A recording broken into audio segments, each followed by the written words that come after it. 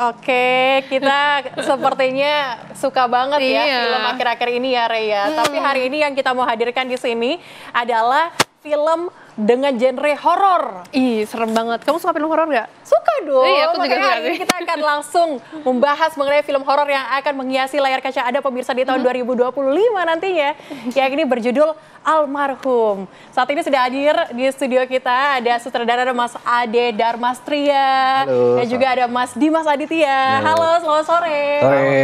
Sehat-sehat ya semua ya. Baik, sehat. Oke, Mas Ade. Ya. Mas Ade ini kan asik banget buat film, banyak banget film yang ditampilkan di layar. Kemarin kan baru-baru juga ada film baru begitu ya. Iya, betul. Tapi kenapa memilih genre horor? Judulnya juga Almarhum nih. Kenapa? Satu, bagaimanapun juga horor itu masih menjadi pusat hiburan untuk film Indonesia gitu. Kita juga tidak pernah lupa bahwa film horor yang kembalikan ketika setelah COVID, bagaimana perfilman kita juga lumayan jatuh, tapi horor lah yang membuat film kita kembali naik. Nah, lalu kemudian juga saya rasa penonton kita masih suka ditakut-takutin gitu ya. Jadi kayak suka dengan adrenalin rush, adrenalin itu segala macam. Nah, horor juga menjadi hal yang menarik gitu. Nah, lalu kemudian Almarhum, buat saya itu judulnya menarik gitu. Itu kan kayak gelar terakhir yang kalau semua orang dari nyari dokter, insinyur, apa, tapi terakhir kan pasti kita akan mendapatkan gelar itu ketika udah kematian. Itu sih. Iya, berarti itu yang melatar belakangi ya? Betul, sangat. Selain ceritanya juga yang menarik. Nah, ini sebetulnya tuh apakah ada pesan yang ingin disampaikan khusus kepada penonton mengenai almarhum ini tuh seperti apa sih? Ada, pasti. Satu, ini mengenai hubungan antara orang tua dan anak gitu loh. Lalu kemudian bahwa ya saat ini kan banyak sekali mungkin di tengah kesibukan anaknya yang bekerja atau apa, lupa dengan pesan dari orang tuanya atau lupa dengan mengumpul dengan orang tuanya. Satu lagi juga mungkin ada pesan bahwa hati-hati dengan ucapan gitu loh. Ucapan bisa, kita tidak tahu bisa menyakiti orang itu secara sakit yang sehingga bisa menimbulkan sakit hati banget buat orang gitu sih.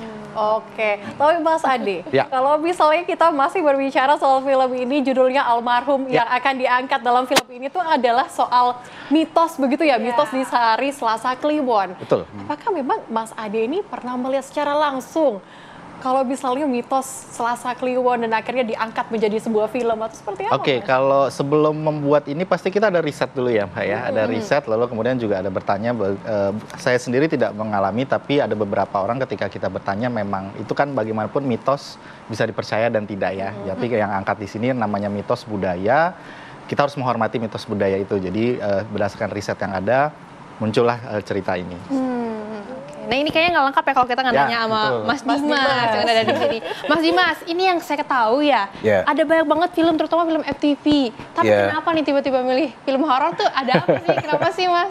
Kayaknya udah FTV, kayaknya udah 2 tahun nih ini saya udah nggak terlibat di FTV ya. Horor Almarhum ini sebenarnya menariknya karena karakter saya udah pasti berbeda. Karakter saya di sini berbeda daripada karakter yang sebelumnya pernah saya perankan. Dan juga isu yang diangkat dari film ini premisnya menarik gitu. Jadi tentang keluarga, hubungan antar keluarga. Dan yang satu message lagi yang saya dapat adalah sebaik-baiknya kita bekerja dan sebaik-baiknya kita untuk melakukan sesuatu yang tadi Mas Ade bilang, buntut-buntutnya kita akan menghadapi kematian dan apa yang sudah kita persiapkan untuk kematian. Karena ya kematian itu bisa datang kapan aja gitu. Tapi Rehana, kamu jangan ini ya, kamu jangan ragu. Kalau Mas Dimas Aditya ini pasalnya sudah beberapa kali main film horor begitu ya, Mas ya. Tapi yang masih menarik adalah Mas Dimas di film horor kali ini apakah ada yang berbeda? Apakah ada tantangan khusus di film ini dibandingkan dengan horor sebelumnya? Tapi jangan dijawab dulu karena usai jeda kita akan bahas kembali untuk Anda pemirsa, tetaplah bersama kami